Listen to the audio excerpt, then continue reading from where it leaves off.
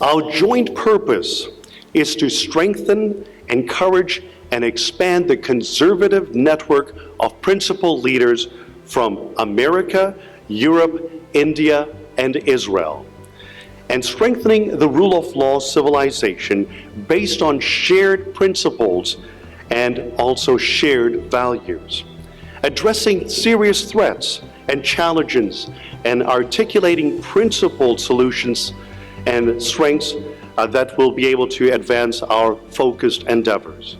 Much has transpired in the world since we met in Jerusalem last year. Brazen terrorist attacks in Europe, the United States, and other locations in the world. And in rule of all nations, there have been attempts through the failing policies to weaken our rule of law, imposing regulations that hamper economic growth, diminishing our military strength, and opening up borders that allow terrorists to travel freely. However, in the midst of these challenges, some dating back to over a decade ago, there have been notable events, augmented by individual citizens yearning for strengthening the rule of law, to experience economic freedom, and to have free and safe societies.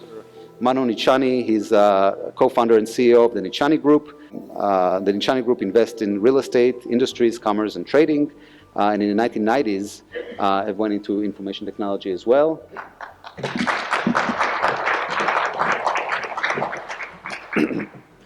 Sholem, good afternoon. I'm delighted to be a part of the second Jerusalem Leaders Summit. My name is Manu Nichani, and I reside in Bangalore, a vibrant city in South India that is considered the Silicon Valley of South Asia. Currently, there are over 100,000 IT companies in Bangalore which offer close to 1 million jobs. India has come a long way since its independence in 1947.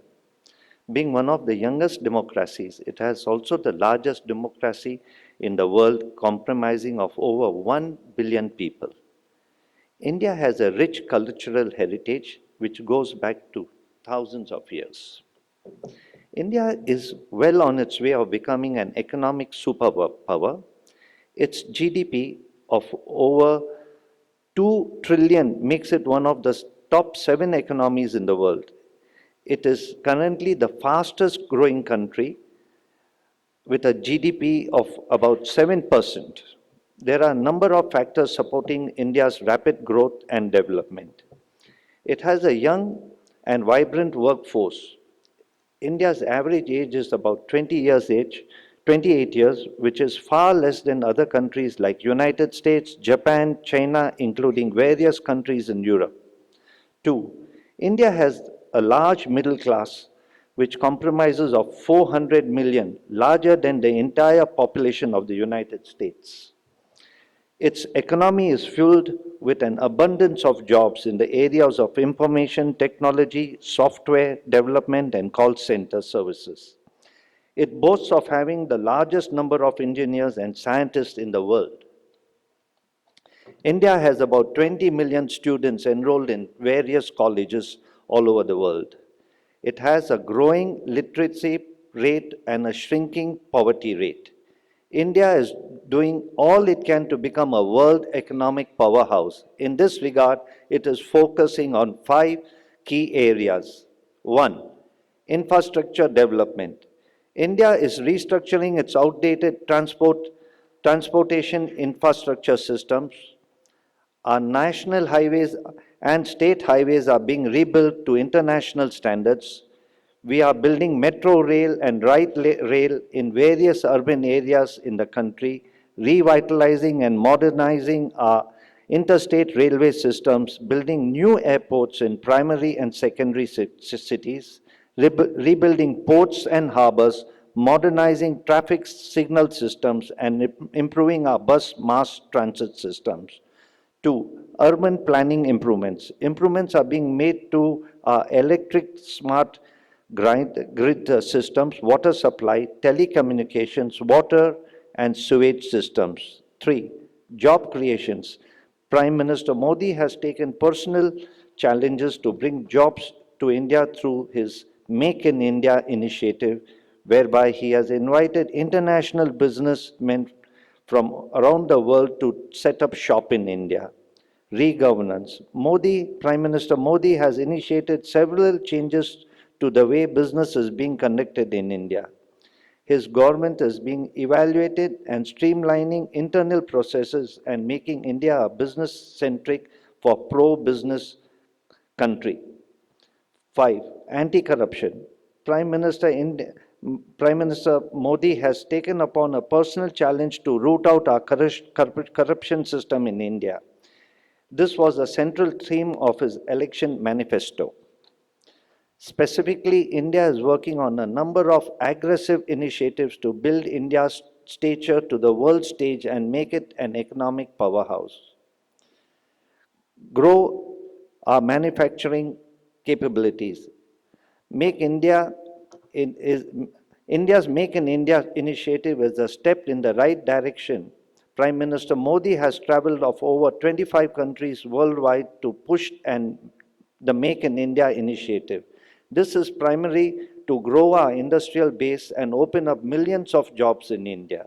India's manufacturing accounts are about 16% of the GDP.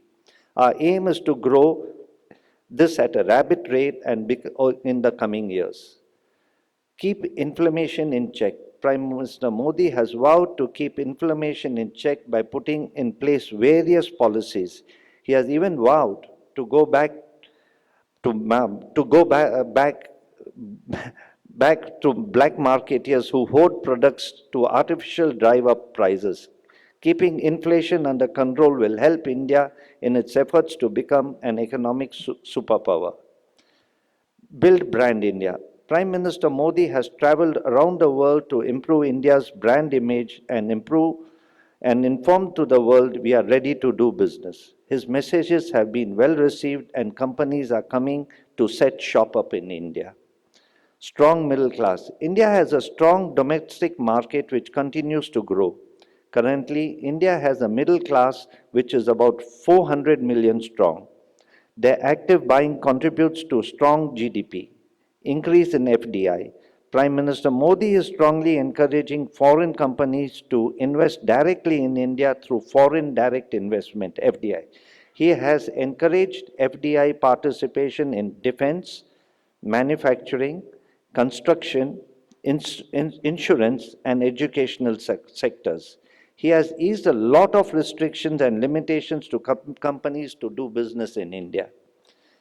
Military spending. Prime Minister Modi has strategically increasing military spending on tactical and defense systems as a means of upgrading our readiness and capabilities and making India a safer place through a stronger military.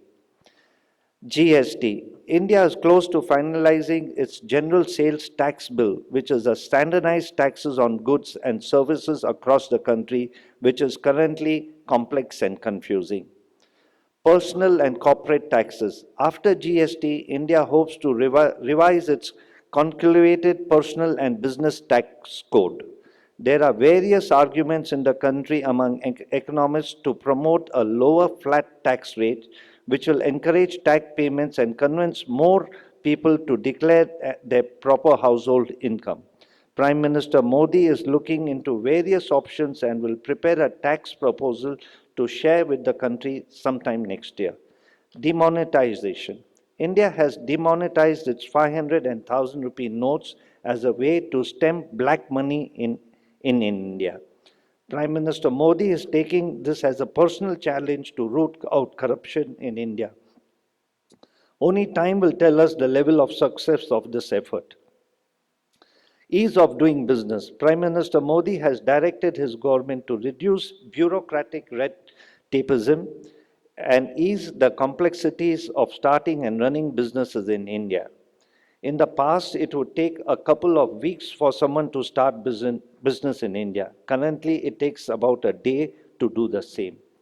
India is on its quest to become an economic superpower. It has started this challenge journey and is making great strides to build a strong and a vibrant nation.